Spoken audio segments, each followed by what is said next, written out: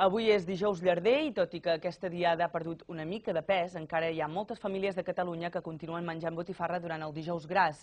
Nosaltres hem volgut saber si a la Garrotxa encara se celebra aquesta diada i quines són les botifarres més demandades.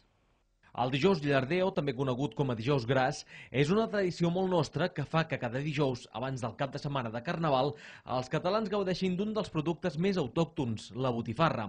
A més, a l'hora d'esmorzar, els postres, per berenar o per fer un bon ressopó, molts trien la coca de llardons per celebrar aquesta diada, sobretot a les comarques tarragonines.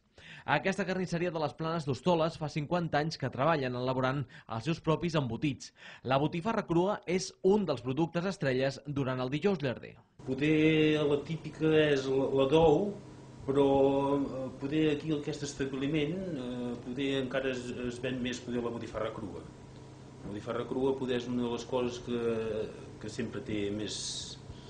Hi ha aquí aquest establiment, ja és la botifarra que és, diguéssim, la més bona, la que la gent em sembla que ve a buscar-la, a comprar-la, no? Antigament els escolars havien de recollir el màxim de diners que podien des del cap d'any fins al dijous gras, quan es gastaven tot el que havien recollit en un bon berenar.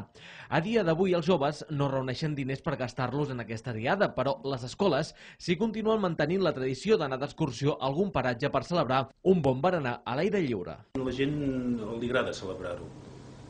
Amb botifarra crua, amb botifarra de perol, amb botifarra d'ou, cadascú més o menys té la seva tradició, però més o menys intenta celebrar-ho, allò encara que no sigui durant el migdia, després fins al vespre, i sí, se celebra bastant.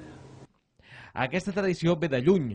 Just després de Carnaval venia el temps d'abstinència, moment en què la Quaresma comença a perdre cada una de les seves cames fins a arribar a la Setmana Santa, temps de pregàries i de penitència. Tot i que ara hi ha poques persones que continuïn la tradició de deixar de menjar carn, la que no es perd és la de gaudir d'una bona botifarra, ja sigui d'ou, negra, blanca, crua o de perol.